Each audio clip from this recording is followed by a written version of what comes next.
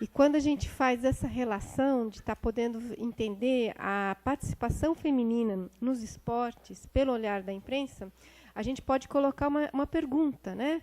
Até que ponto esse olhar conservador que a imprensa tem é realmente um recorte que abrange toda a sociedade, ou é um recorte de uma determinada classe social, ou, no caso, de um gênero, na questão do gênero masculino? Então, muitas vezes, a imprensa não está tão à frente, né? Não é tanto esse farol, porque quando Paulo diz assim, olha, houve um crescimento da participação feminina nos Jogos Olímpicos e a imprensa não conseguiu mostrar, dar visibilidade a isso, agora vem cá, as meninas estão indo. As meninas estão se engajando, estão assumindo, estão criando as oportunidades, estão fazendo de uma forma mais profissional, apesar de todos os problemas, e estão chegando lá. Então, esse olhar conservador, esse olhar até certo ponto, até um pouco reacionário, porque tende a levar a uma ordem social que hoje já não corresponde à realidade. Então, a pergunta que se coloca, e se der certo, né? Quer dizer, o homem brasileiro vai ter que ressignificar a sua masculinidade. Não é apenas nós, mulheres, como a professora Miriam estava colocando, que estamos num processo de ressignificação do que é o feminino. Porque, quando se coloca isso, a ressignificação do que é masculino, ela vem. Ainda que não se queira, ela também ocorre, né? E eu acho que isso que é um dos efeitos de quando você começa a tratar as coisas de uma forma dialogal.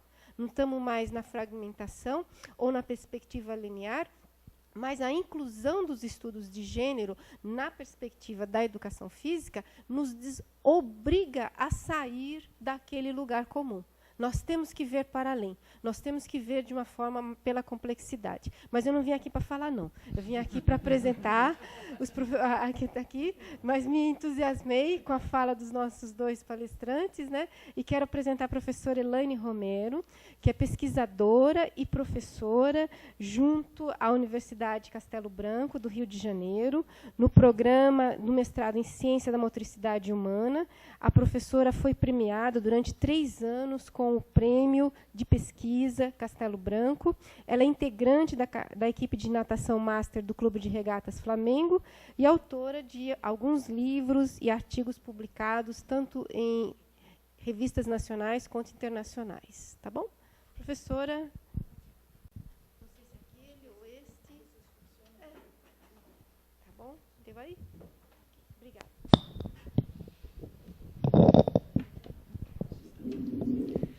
Bom dia a todos presentes. Eu gostaria de deixar claro aqui a minha imensa satisfação em retornar a esse fórum, agradecendo particularmente ao professor Dr. Simões, ao professor doutorando Jorge Nijnik, que infelizmente hoje não pôde comparecer. Hoje é aniversário de 1 ano das Trigêmeas e também de 70 anos da mãe dele.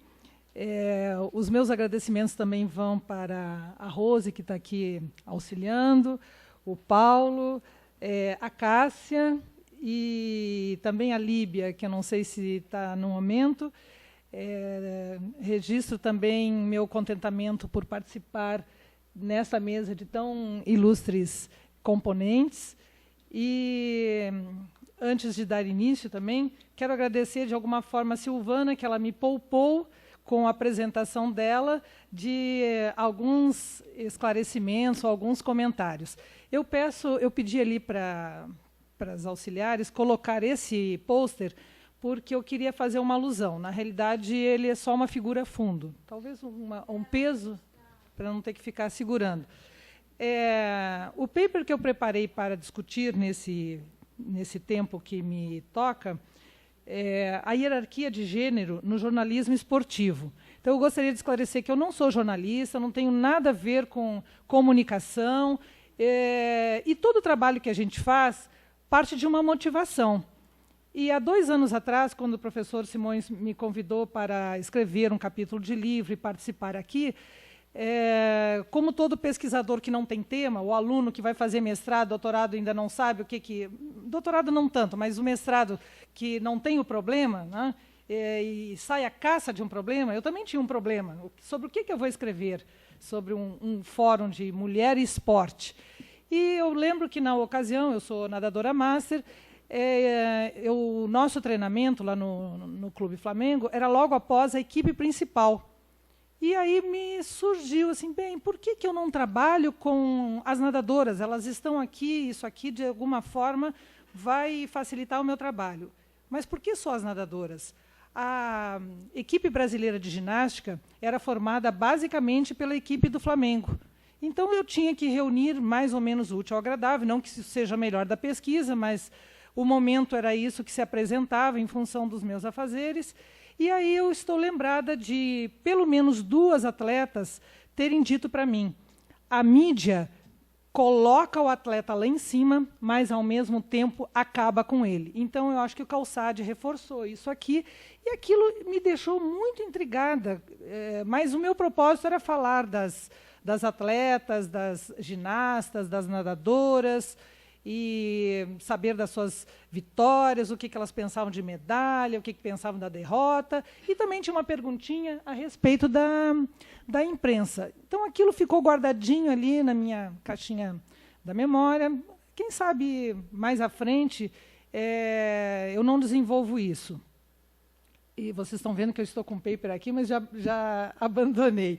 Bem, a partir desse encorajamento, vamos assim dizer, li um texto de 2 americanas, que é a Mary Jo Kane e Janet Parks. Isso elas escreveram há mais de 12 anos, foi publicado em 92, e que me deixou intrigada. Elas diziam que havia denúncia, já desde a década anterior, de que a mídia, e eu estou me reportando à mídia escrita, apontou que os homens eram apresentados de forma a destacar as suas habilidades físicas e atléticas, enquanto as mulheres eram exibidas, em termos de sua feminilidade e atrativos físicos. Então, essa é a razão de eu ter pedido para expor o pôster, que é de uma aluna minha que está construindo o objeto de pesquisa dela. E ela, para esse fórum, trabalhou com 20 revistas com escolha aleatória. A maneira dela escolher foi ir à banca e perguntar: quais são as revistas esportivas que o senhor tem? Ah, tenho essa, essa, essa. Então, ela comprou 20 e fez um estudo, não só da capa, está no texto, ela fez de toda a publicação, e o que nós vemos está ali. Como é que a mulher... O tema é... Como não tem texto, até intrigante, né? A corporeidade da mulher nas revistas esportivas. E onde que está essa corporeidade da mulher? Nós vemos ali apenas a Serena, porque ela é uma atleta de ponta. Nós vamos ver uma outra atleta ali, mas o rosto dela não é visível. E nós vamos ver também mais 2 mulheres, se não me engano, uma vendendo barco, ou seja, o corpo da mulher serve para a venda, e uma outra que é uma forma de exibição da sua musculatura toda, né? Bem, então, com essa, digamos assim, essas questões que estavam me incomodando, a minha metodologia foi recolher todos os suplementos, vamos assim dizer, o caderno de esportes do jornal O Globo, durante o período do Pan-Americano. E agora eu já recolhi todos da Olimpíada para também um próximo estudo. Bem, existem várias metodologias no jornalismo, nas pessoas que se preocupam com essa questão da mídia, como, por exemplo, comparar o tamanho das fotos que saem publicadas para os homens e das mulheres, mas eu não quis fazer isso. Eu queria só ver como era essa visibilidade masculina, como era feminina, porque eu queria trabalhar o gênero. E o gênero como uma variável social e não uma variável biológica. Porque, como eu ouvi umas abobrinhas ontem, hoje eu ouvi outras tantas, então faço questão de esclarecer que a linha que eu trabalho é entendendo o gênero como uma variável social, então, que é um elemento constitutivo das relações sociais baseadas nas diferenças entre os sexos. É onde se estabelece uma um poder primário. Então, nessa questão do poder primário, a imprensa está aí. O Calçade falou muito bem, né? Como se tem que decidir a cobertura, é uma questão de poder, né? Bem, então essa foi a minha metodologia, com base no paradigma fenomenológico de ter uma visão de homem, existencialista, interpretativa de homem. Então, eu fui interpretando aquelas fotos que foram divulgadas ao longo dessas 2 semanas de Jogo Pan-Americano. Bem, o que eu me deparei como um dos fatos assim bastante interessantes, me chamou a atenção. Primeiro, parte daquela premissa que já foi colocada aqui em várias falas, né, de que havia um consenso de que esporte não combina com a graciosidade que deve ter a mulher, o destino da mulher é o destino da maternidade, e, de certa forma, essa hierarquia de gênero e com a dominação masculina do que é feminilidade, para proteger os órgãos reprodutores. E aí a Badinter vai dizer que o útero é, de alguma forma, uma questão de poder, porque a mulher é que decide se ela quer ou não ter filhos, ou quando ela pode, né? Quando ela pode, a gente tem que deixar isso bastante claro. Bem, mas então, voltando à questão das fotos, uma me chamou a atenção por extremo, e eu também gostaria de aqui aclarar que eu não pude trazer essas fotos basicamente por não haver uma compreensão dessa mídia escrita em termos de justificar que isso aqui é um fórum acadêmico, que seria ilustração. Me foi pedido para cada foto R$180. E isso eu me recuso a... E ainda tinha que dar o crédito. Então, se é para dar crédito, eu dou crédito oral. E terminou por aí. Então, uma das fotos que me chamou bastante atenção tinha a seguinte legenda. Sim, eu trabalhei as fotos e a legenda. A colombiana Cat Millian estica todo o seu corpanzil para arremessar. Era arremesso de peso. É um dos exemplos de atleta fora de peso. Ora, quem é que define, quem é que diz que a atleta está fora de peso? Ela deve se sentir se ela está bem ou se está mal. Mas a gente forma um consenso de feminilidade, de padrão de beleza, de embelezamento, o corpo tem que ser dessa forma ou da outra, e assim por diante. Essa era uma atleta do softball. Na mesma edição, a expectativa, aí eu estou talvez viajando, né? A expectativa do editor de feminilidade, ela fica alcançada quando o fotógrafo talvez tenha sido feliz com uma ginasta americana, Nastia Liukin. E o texto dizia assim: sua leveza, somada ao uniforme prateado, deu-lhe aparência de fada. Nenhuma menção à sua performance, que aos 13 anos, né, ela era apontada como uma revelação, foi feita, mas sim a leveza de fada. Então, essa leveza, essa aparência de fada, são atributos que são considerados pela ótica masculina e assumida também pela feminina como atributos considerados exclusivamente femininos. Bem, aí eu também devo dizer que a imprensa não é assim tão maldosa, só maldosa com as mulheres. Quanto tempo eu tenho? Perfeito. Tão maldosa com as mulheres. A Maria Lenk, por exemplo, ela foi mencionada aqui já desde o início, né?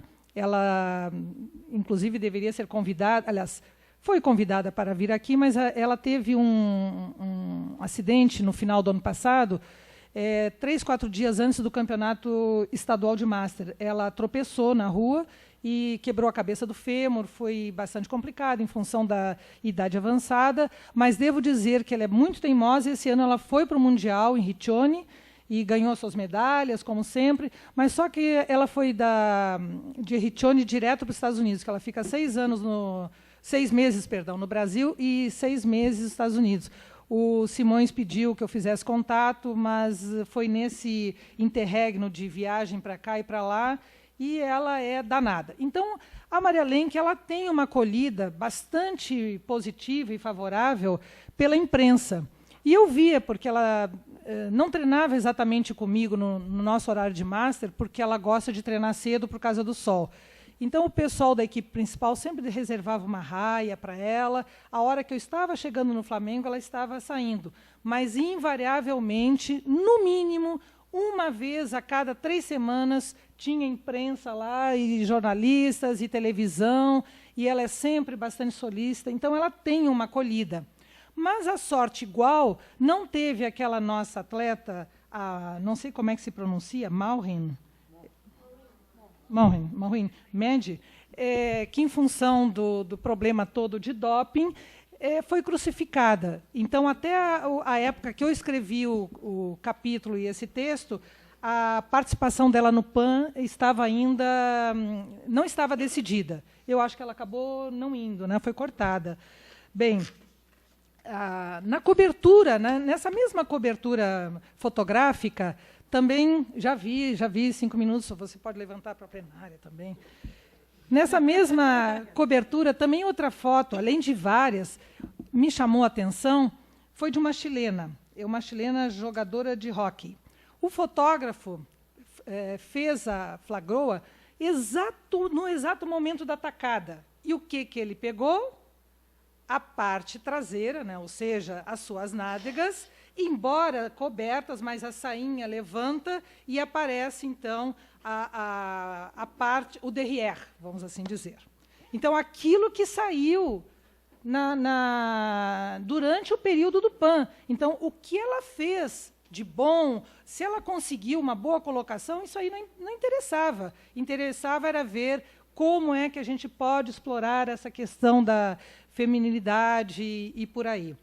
Outro fato também que me chamou a atenção foi as questões das emoções. Então, tem aquela máxima, né, que foi, hoje, de alguma forma, mal explorado, dizendo que os papéis sexuais, na realidade, a Silvana até já explicou isso aí, mas não deixa de ser um papel sexual. Homem não chora, mulher não senta de perna aberta. Isso vai acabar influenciando no comportamento, e esse comportamento visível, feminino, masculino, enfim, vai ser gerador das questões de gênero, e aí as coisas são mais complicadas, porque elas viram em nível de relações. Tá? Bem, nessa situação toda de fotografias e de imagens de emoções, as mulheres apareciam nas fotos chorando, então uma telefonando, a gente via assim o rosto contraído, porque ela tinha saído bem numa eliminatória e estava ligando para o marido para dizer que tinha ido bem, estava com saudade do marido. Outra assim chorando, ou porque ganhou, abraçada na companheira. E sempre que elas eram premiadas, aparecia o ramalhete de flores. Os homens eram premiados e eu observei que esse ramalhete era cortado na foto. Só quando a foto era do grupo todo, não tinha como fazer os cortes, então aparecia. Mas aí o grupo todo com uma imagem bem mais desfocada, diferentemente de quando apareciam as fotos das mulheres. E quero dizer também que não é assim tudo só lágrima para as mulheres, porque os homens também foram, de alguma forma, eles foram penalizados. Da mesma maneira como a seleção brasileira de vôlei foi campeã, tetracampeã na Liga, se esperava também que eles fizessem um bom papel, tivessem um bom desempenho, e eles receberam medalha de bronze. E qual foi a manchete? Bronze amargo para os melhores do mundo. E também essa mídia apresentou assim, o que eu chamo de cultura inútil. São fotos que não dizem nada ao evento maior, que eram os Jogos Pan-Americanos. Então, teve uma foto também que eu estou lembrada, entre tantas, mostrando os jogadores de vôlei. Parece que eles jogaram de uma cidade para outra, eles tinham um deslocamento, e eles estavam numa praia, descontraídos, apareciam de copo na mão, Logicamente, não parecia ser bebida alcoólica, mas o copinho estava na mão, abraçado na cintura de uma figura feminina, que eu não sei se era a esposa, namorada, o que seja, mas o que o público tem a ver com isso? O que isso diz a respeito de Jogos Pan-Americanos? E, para concluir, que eu fugi bastante do texto, porque eu acho que o texto está no CD, queria levar o pessoal a uma reflexão. Qual é o nosso papel nessa desconstrução do que está aí, né? Então, acho que se cada um pensar de uma forma pequenininha, nós vamos somar. E é isso que eu tinha para deixar aqui para vocês, eu agradeço.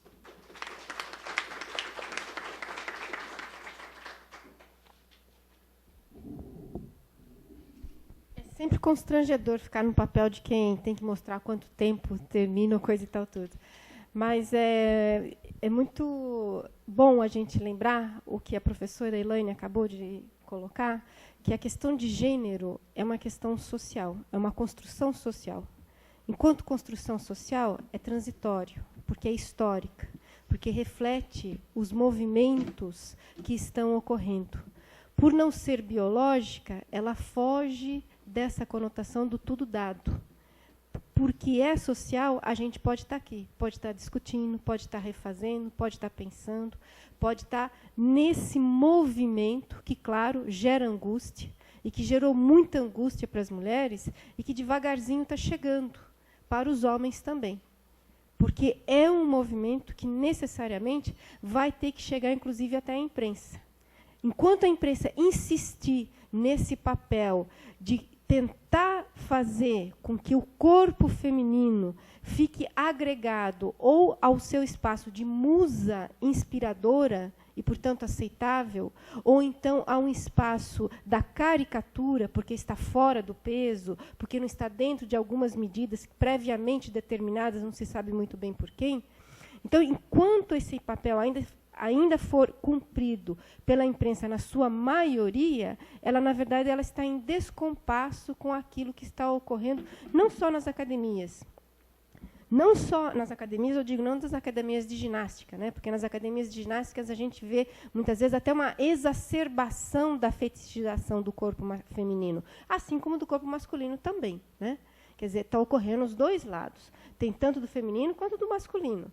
Então, de repente, se o cara sai com a menina porque ela tem um bumbum mais durinho, a menina sai com o outro porque ele também tem o bíceps ou tem sei lá o quê, maior ou coisa e tal assim. Que é o quê? Uma desvalorização dos outros aspectos nossos, né? Quer dizer, tem razão, tem emoção, tem espírito também. E nós vamos encerrar essa parte das exposições com a professora doutora Paula Botelho. Eu fui informada que já foi colocado o currículo e vamos conhecer, então, uma parte do trabalho que a professora Paula vem desempenhando. Obrigada. Bom dia, ainda é bom dia. Mais uma vez quero agradecer ao Sr. Professor Simões e a esta equipa fabulosa que permitiu organizar este fórum que eu julgo que está a ser um sucesso e tenho de cumprimentar os meus colegas, as minhas colegas e o meu colega de mesa e agradecer-lhes, de facto, o facilitarem-me a minha tarefa. Porque alguns aspectos que eu vou tocar aqui, eu acho que toda a gente compreenderá que já foram tocados, não é? Porque o tema, assim, o tema da mesa, assim, convidava. E agradecer também à Silvana pela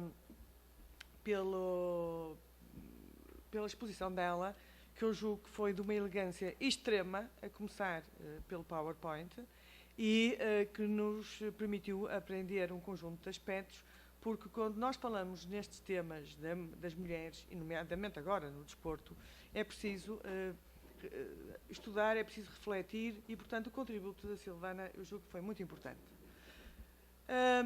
E eu vou tentar seguir um pouco os slides com o texto, na tentativa, que eu não sei se consigo, de não repisar muitos aspectos que foram ditos e de explorar ou tentar completar mais algumas coisinhas. E isto, de facto, a Miriam já disse há pouco, isto tem muito de subjetividade do corpo feminino.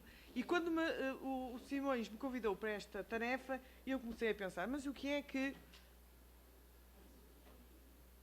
Mas o que é que há aqui de comum num fórum que é Mulher e Desporto, e que neste tema da mesa redonda, o que é que há aqui de comum? E parece-me que é pacífico que o que há de comum é o corpo. Não é? Porque o corpo é a nossa primeira riqueza, o nosso primeiro património.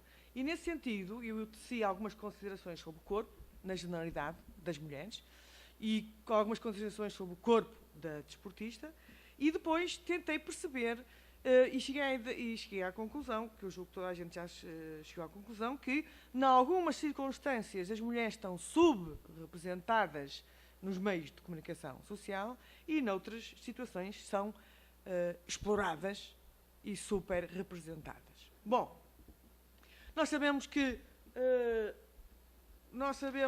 o corpo das mulheres é um corpo muitas vezes glorificado, também muitíssimas vezes maltratado, e que a história de cada uma de nós, e se calhar também, de certeza, cada um dos homens, tem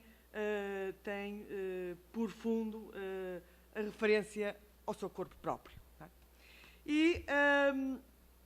E as mulheres sistematicamente são identificadas pelo seu corpo. Parece que é um documento mais importante que, por exemplo, o bilhete de identidade ou o passaporte.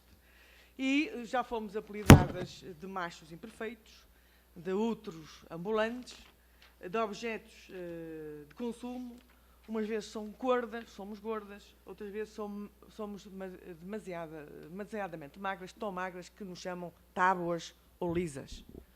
E, portanto, não sei como é que devemos fazer para estar minimamente conforme o que socialmente é ditado e, pegando nas palavras da professora, nós sabemos bem que, em grande medida, quem faz este código de beleza, quem constrói este código de beleza. E, portanto, quando não estamos em conformidade, ou seja, quando não somos certificadas, como as empresas, há aqui problemas graves, ou pelo menos muito aborrecidos, que temos de tratar. E o tratamento que lhe damos é tentar modificar esse mesmo corpo, não é? E, portanto, tentamos que ele seja retificado. Portanto, é disciplinado. Tentamos que entre na norma vigente. E, portanto, segundo alguns autores, dizem que, eventualmente, é a única forma de opressão auto-infligida, independentemente da idade, da raça, classe social ou orientação sexual. E, portanto, isto, muitas das mulheres que não se aperceberam, mas a maioria eventualmente vai-se acabar por perceber quando sentir na pele e na carne algumas agruras, que isto é uma estratégia de controlo social. E, portanto, todo o trabalho de socialização tende a impor limites. Sempre foi assim ao longo da história. Tendem a pôr-nos limites.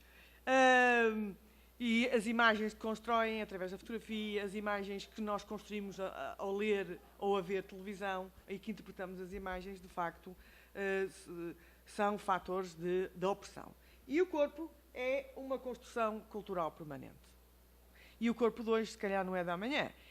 Há aqui um paralelismo com uma definição que eu acho que é primorosa de moda, que a Coco Chanel, num momento qualquer, disse que o que é moda? A moda é aquilo que está para deixar de ser. Outro slide, por favor. E, portanto, há aqui um modo de pensar a beleza, um código de beleza, não é? que cria fronteiras e que nos diz quais são os limites se queremos estar em conformidade. E que, inclusivamente, é visto por alguém como um sistema, quase como um sistema padrão, não é? E, portanto, o nosso corpo está valorizado na bolsa da beleza ou desvalorizado na bolsa, digamos, da beleza. E, portanto, o corpo magro, bronzeado, esticado, suficiente, nem muito nem pouco musculado, o corpo soberbo, parece que é, de facto, a imposição da atualidade. E, portanto, isso é um corpo que eu não sei bem se existe, se é muito vulgar. Não deve ser vulgar, mas é, de facto, uma referência que nos amordaça e que, eventualmente, dá muito dinheiro a ganhar a vários segmentos aí do negócio. Pode passar outro, faz favor. E a pergunta que eu se deixa aqui é... mas então, o corpo das desportistas, não é? Correspondem ao Código de Beleza? Ou está tudo out? É porque o desporto é uma prática social onde se constroem hábitos sociais de corpos sexualmente diferenciados. E se o desporto tem um papel importantíssimo enquanto prescrição da feminilidade, também abre alguns campos de transgressão. E há aqui este problema para se lidar com este binómio. Como, por outro lado, o corpo do desporto, ou os corpos do desporto, são corpos que são sujeito, e, na generalidade, os corpos das mulheres são corpos objetos. Depois há esta dualidade, que há bocado foi falado aqui já por Paulo e por Helene, em que não é o corpo sujeito que é mostrado na fotografia ou na televisão, mas o corpo objeto, e, portanto, se reduz o desempenho, a performance da atleta. E é o caráter, de facto, sexuado que muitas vezes, principalmente nos mais novos, dita a orientação desportiva e da prática desportiva, cortando um conjunto de experiências importantes, nomeadamente às meninas. Cortando uma carreira às meninas do futebol.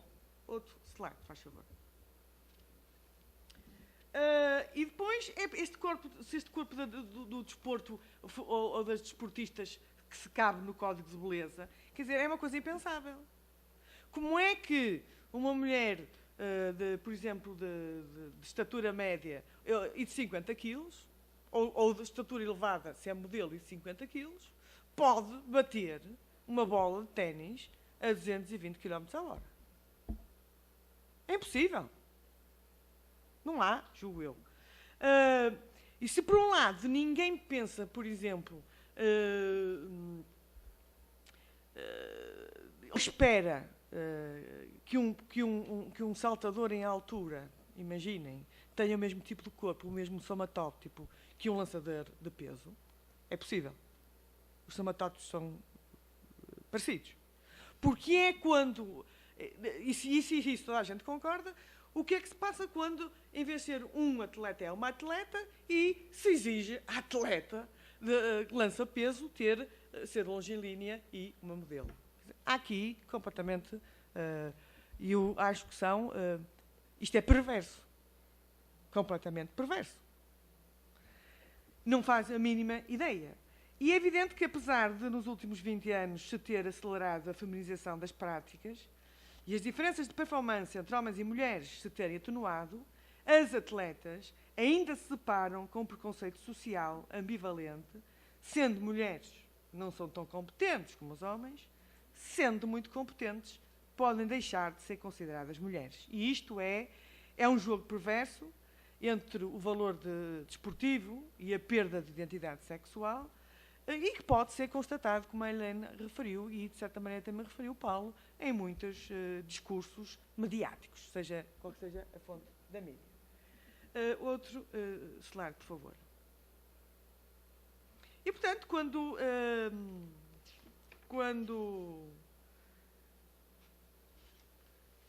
isso acontece porquê? Porque, de facto, o desporto é ainda muito, apesar dos avanços todos, um reduto masculino. E o futebol, pelo menos no Brasil e em Portugal, em Espanha, julgo eu, pelo menos nos países da Europa, na maior parte desses países, então nos latinos, eu costumo dizer que é o último reduto masculino. O último reduto masculino. Por outro lado, todos estes estereótipos visuais podem ser descritos como imagens que contribuem para perpetuar um conjunto de estereótipos, não é? Um conjunto de ideias simplistas que tantas vezes nos aparecem e que, se não estamos habituados ou atentos para refletir neles, achamos que é o natural. É o que se passa. É assim. Ponto final. Não é? E as fotografias, por exemplo, mostram bem a marca de uma cultura. Mas eu me tinha esquecido aqui de uma nota de rodapé no meu texto, que eu agora me lembrei de repente, que eu acho linda, que este conceito de beleza, este conceito de corpo, e o que é o corpo, o que deve ser o corpo, não é? E este conceito de beleza, como já vimos aqui, quer com a Silvana, quer inclusivamente com a Miriam, foi evoluindo, e toda a gente, penso que a maioria conhece o Humberto Eco, que editou há pouco tempo um livro que se chama A História da Beleza, e no lançamento do livro, um jornalista qualquer lhe perguntou quem era mais bonita, a Vênus de Milo ou a Mona Lisa? Figuras que, se calhar, neste fórum já apareceram, não é? Como ideais de beleza. Pois o Humberto Eco respondeu que não gostaria de jantar com nenhuma delas. A Vênus é muito musculada. E a Mona Lisa pode ter sido um travesti. Passa outro, faz favor. E nós lemos as fotografias, nós interpretamos as fotografias. E o Castelo é uma equipa de futebol, de vôlei feminino do lado norte, num distrito, numa cidade, num concelho, pegadinho ao Porto. E a notícia que o jornalista resolveu dar deste feito, de se ter passado aos quartos de final, não é? Associam este título de quartos com... eu não sei, eu aqui no meu texto escrevi bunda, penso que é um termo geral, quer dizer, não é assim... com a bunda da menina, que também não teve nenhum... quem dirige aquela equipe, e as próprias atletas, porque isto é uma equipe de séniores, portanto, de gente licenciada e formada, também aceita que se ponha um anúncio de pastas de arquivo, as pastas âmbar, que são muito conhecidas em Portugal, na bunda. Não é? Mas se elas puseram na bunda, o que em princípio, ou se deixaram pôr na bunda, quer dizer, o fotógrafo, o jornalista, retrata que a nível de desporto nacional era uma fase importantíssima que elas venceram, não é? Os quartos e a fotografia em conjunto, e a notícia tem 17 linhas que não diz mais nada, quer dizer, não diz nada de significativo. Não relata um aspecto muito especial do jogo, não relata um aspecto qualquer que se passou naquele momento. Não, é isto. E depois ficaram muito zangadas. As meninas, que eu escrevi para o diretor do jornal, para o diretor desta secção, para a Comissão de Alta Autoridade, a Autoridade da Comunicação Social, que a gente sabe que não adianta nada, mas é preciso saber que a gente... nós não estamos a dormir, não é? Pelo menos a aborrecer, e para o clube. E então, as atletas, algumas não sabiam, quando souberam, ficaram escandalizadas e também digamos, fizeram barulho. E é uma pessoa lá na faculdade ligada muito à vôlei, à Federação de Vôlei, e perguntei-lhe, que alguns de vocês conhecem, que esteve aqui lá ano passado a dar aulas, disse, Isabel, como é possível mulheres adultas, em princípio, minimamente atentas, não de imediato aceitarem, porque a camisola se calhar tinha espaço, que, em princípio o voleibol não arranja 2 patrocínios em simultâneo. Sabe como é? O que elas querem é patrocinar, e querem, agora aprenderam. Há bocado dizia, aprender, só agora é que ganharam, quer dizer, perceberam como as coisas funcionam. E as notícias dos jornais, o modo como os jornais mostram ou falam, ou não mostram e não falam da mulher, é de mais conhecido. Eu julgo que os resultados dos distintos estudos são similares em qualquer parte do mundo. Outro slide, faz favor. Isto não...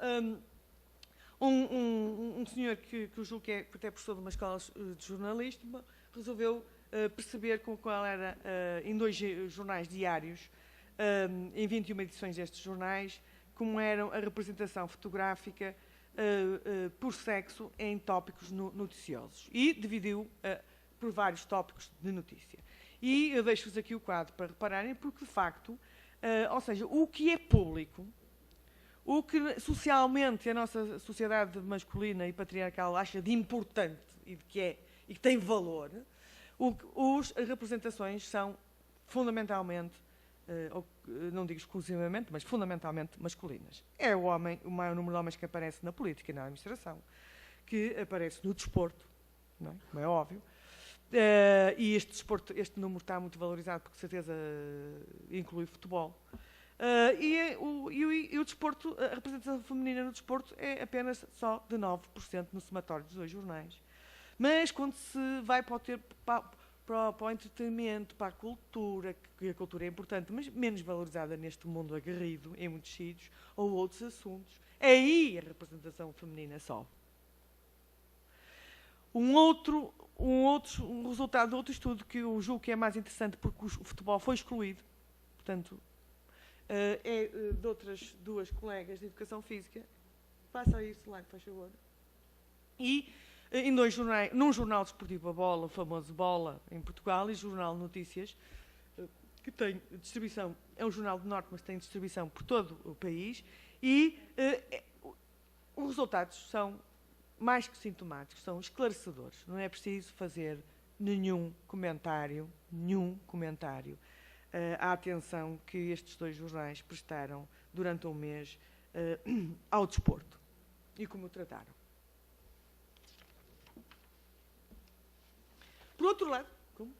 Por outro lado, a maneira como as senhoras são tratadas e as meninas no desporto é engraçadíssima. A socióloga a Carrie Fasting fez uma revisão e diz que a maior parte das atletas são tratadas por meninas, geralmente por nome próprio, enquanto os atletas pelo nome de família, ou pelo menos por nome próprio e nome de família.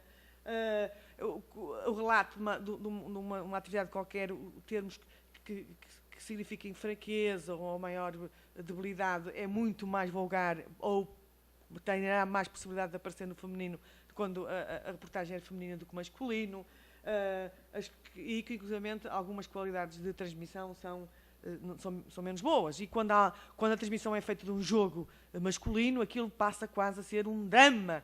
E as pessoas gritam os pontos e aquilo é uma encenação dramática. Enquanto se o jogo é da equipa feminina da seleção brasileira, aquilo é muito mais soft e os comentários vão-se fazendo, não é?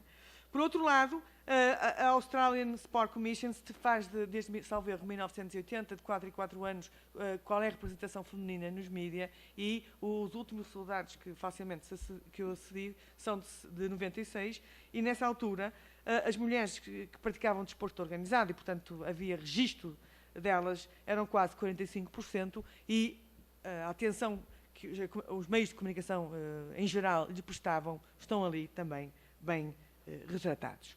Outro aspecto é o modo como todas as entidades tentam que as mulheres, nomeadamente as de desporto, vendam o seu corpo, e algumas vendem e gerem a carreira através dessa venda desse corpo erotizado e não do corpo do desporto, não é? O folhetim, a novela recente para que o equipamento do futebol fosse mais sexy, e o termo do Sr. Blatter era mais sexy, por exemplo, e a Sport Illustrated tem um número anual sobre fatos de banhos e que as próprias modelos dizem fatos de banho. O que se trata aqui é de bundas e melões, mais nada. Isto saiu num jornal português nos Jogos Olímpicos, não é? Que algumas senhoras...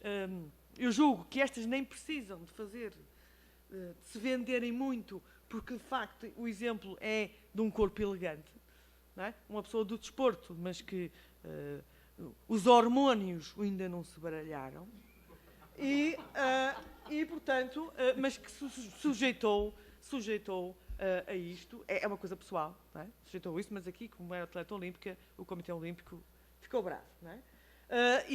Eu sei que vocês aqui, salvo erro, tiveram um número da Playboy onde aparecem estas senhoras, lá em Portugal, obviamente, eu não vi, e, portanto, isto são exemplos de como e estes exemplos são de mulheres que não precisam de afirmar a sua feminilidade, julgo eu que não é por isso, mas são por outros motivos, não é? São por outros motivos, bem pouco, do meu ponto de vista.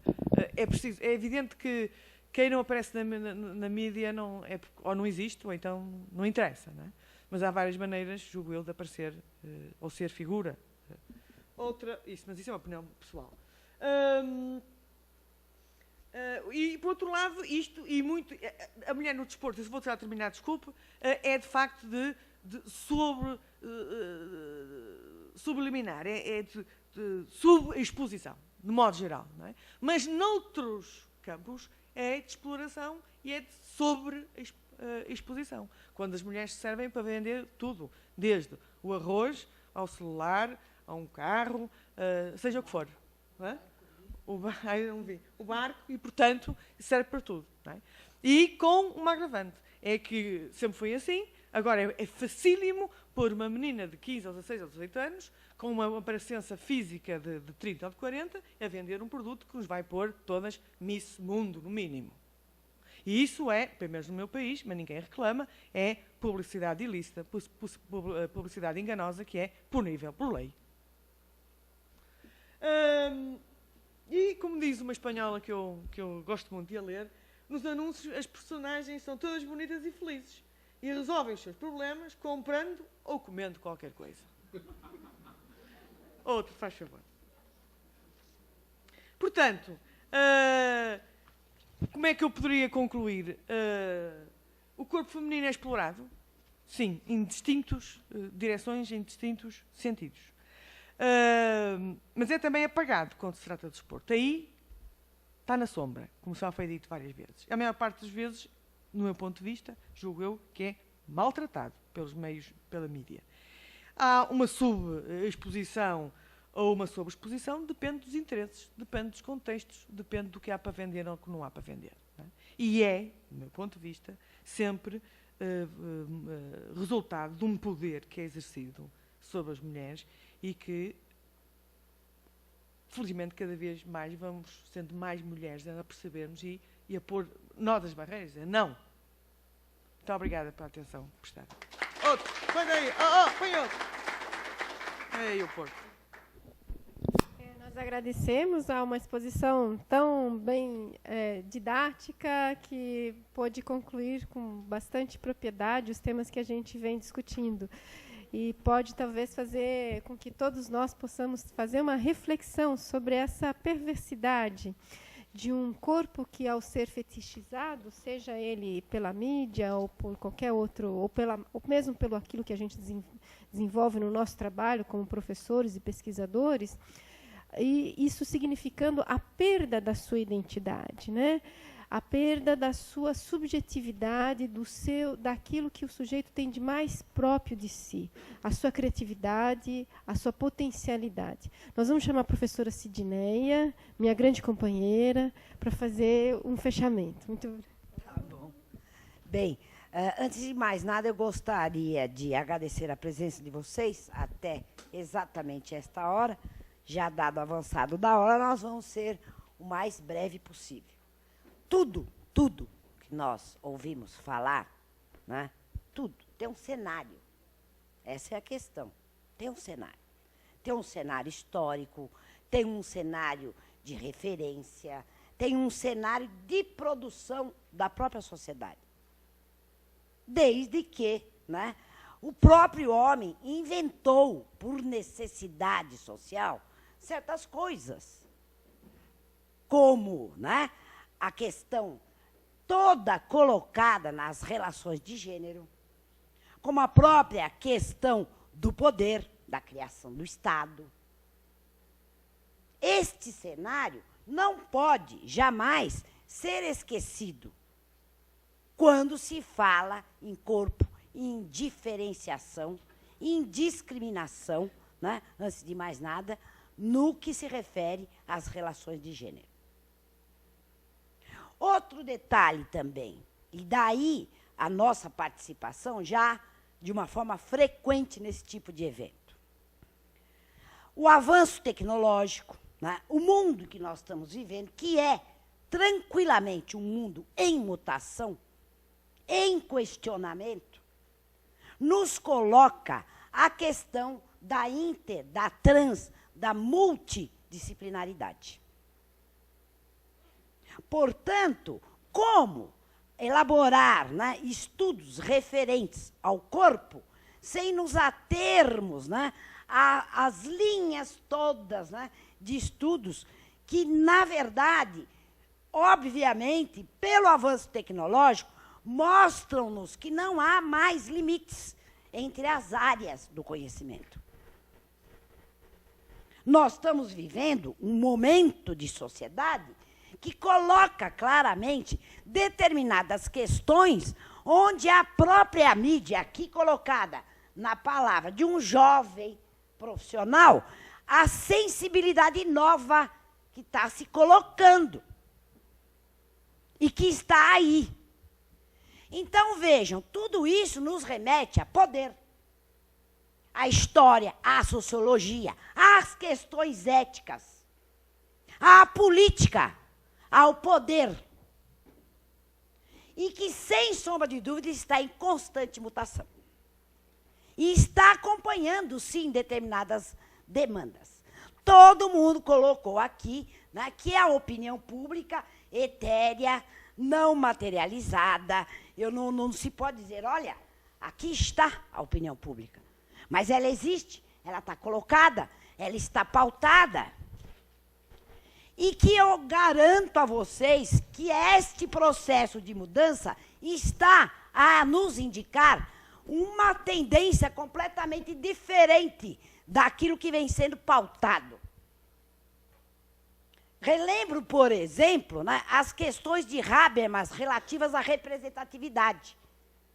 Aquele que coloca na imprensa está efetivamente falando por mim? A opinião pública existe ou ela é construída? Pela classe política, antes de mais nada, e por aqueles ditos porta-vozes, onde a imprensa, a TV e não sei o quê, nada mais fazem do que pautar as coisas. Eles nos pautam e nos remetem, evidentemente, à questão da manipulação. Vamos a um fato recente, no sentido de ilustrar esta mudança que nós estamos percebendo. E que esta percepção está nesta mesa, está no mundo, embora ainda não esteja pautada. Vejam vocês, assume o poder num processo já analisado por Chauí, enquanto processo, né? O Partido dos Trabalhadores,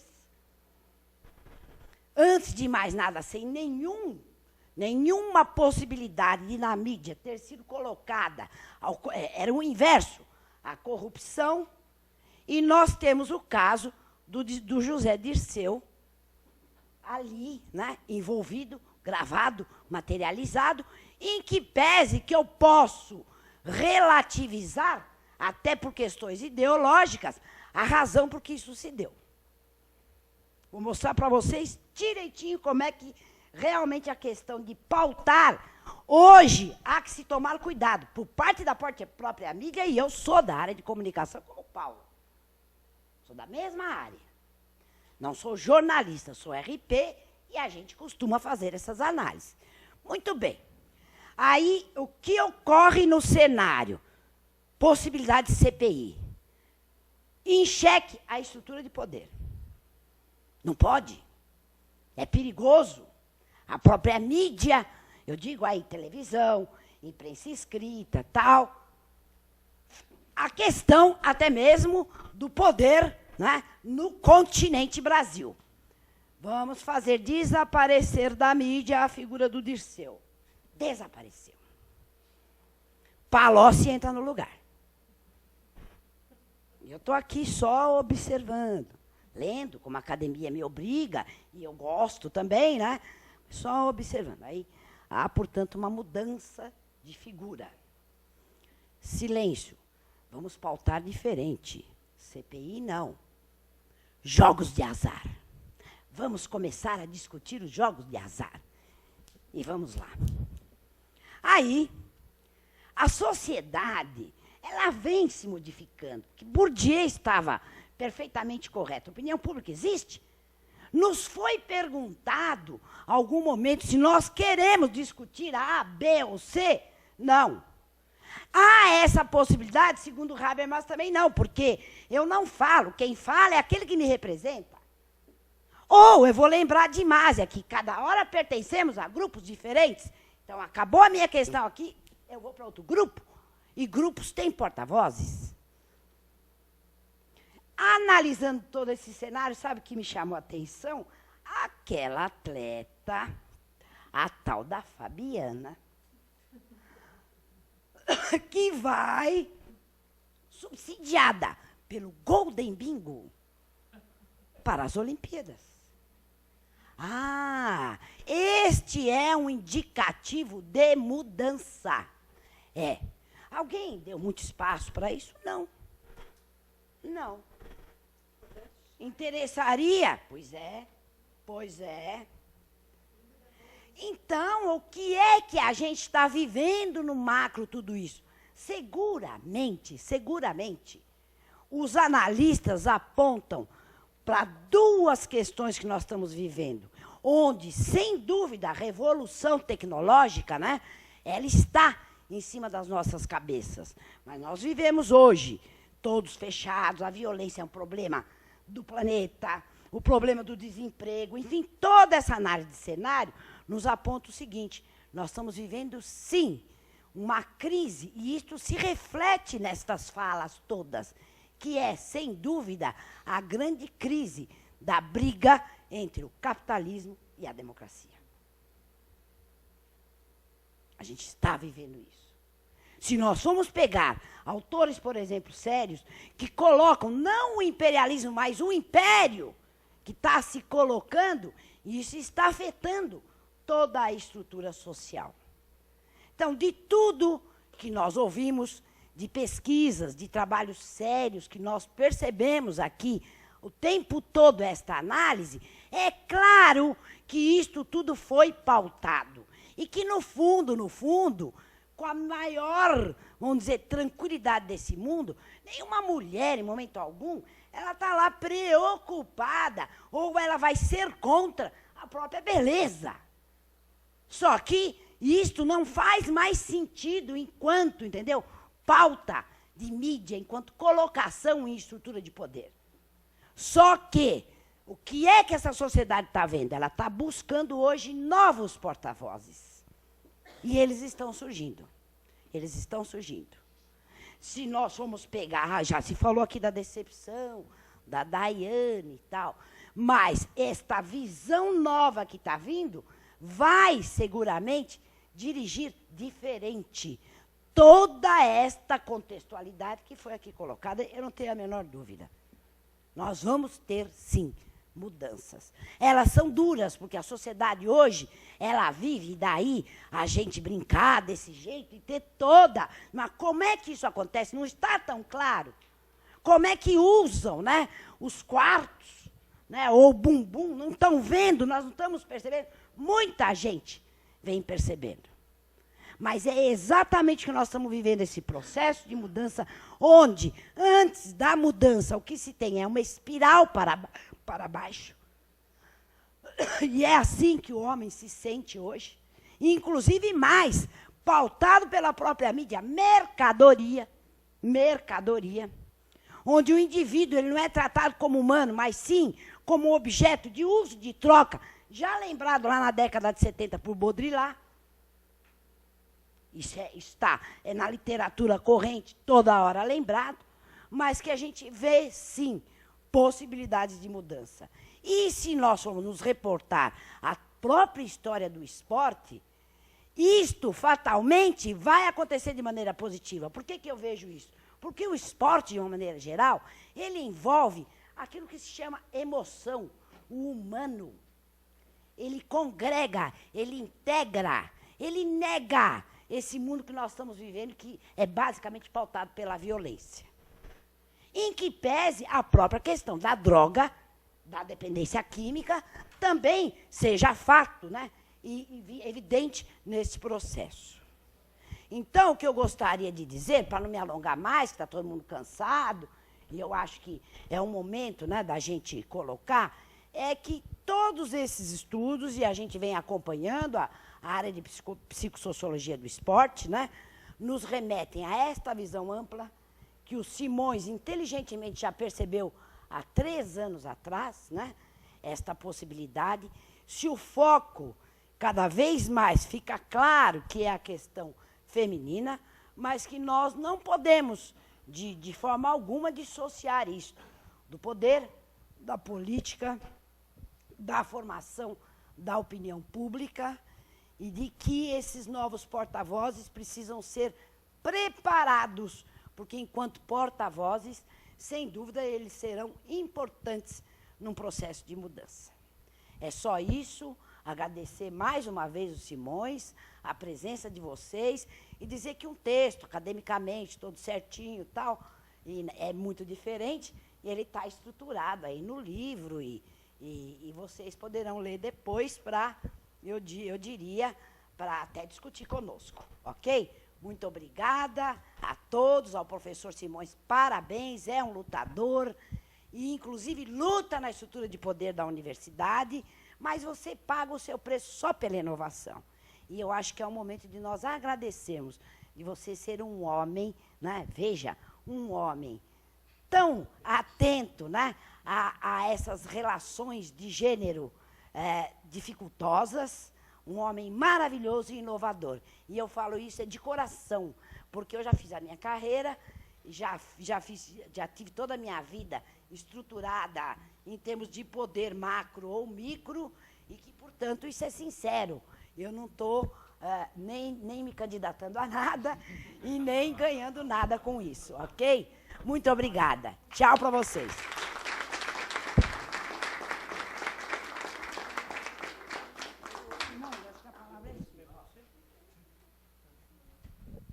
Agradecer a presença de todos, e eu gostaria, a gente fez de propósito esse fechamento, porque eu queria que o pessoal do grupo e do laboratório, as pessoas que eu oriento, que realmente são os responsáveis pela organização, entregasse para vocês, eu gostaria de chamar a Cássia, né, que acho que é a Cicerone aí do pessoal do Mercury, né? A Rosimeire, né? A Sônia, não, o pessoal do grupo, o Duílio, Maria Aparecida, Paulo Félix, Saul, Líbia, né? Então, esse é o pessoal do laboratório. O Serginho, cadê o Serginho? Ah, está aqui, o Serginho, está escondido. Professor Sérgio, que é atleta olímpico de judô, teve participação em Barcelona, né? A Adriana, por favor, Adriana, acho que está faltando mais alguém que não está, deve estar fazendo alguma coisa, né? No Luiz. O Luiz, que cuidou toda dessa parte da divulgação, de ter preparado todo o ambiente para que o evento fosse projetado online, né? O Hélio, que está com a esposa no momento crítico, né, da gravidez, precisou ir embora. Então, eu gostaria primeiro que você entregasse os mimos para os nossos convidados, aí para todo mundo sair. Pode entrega para a professora Luísa. Sônia.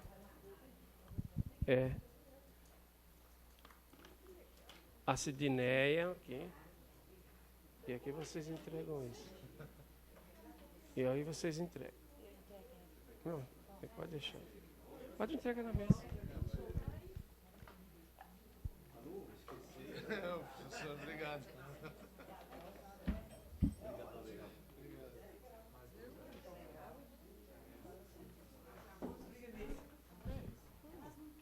Tá bom. É, professora? Não.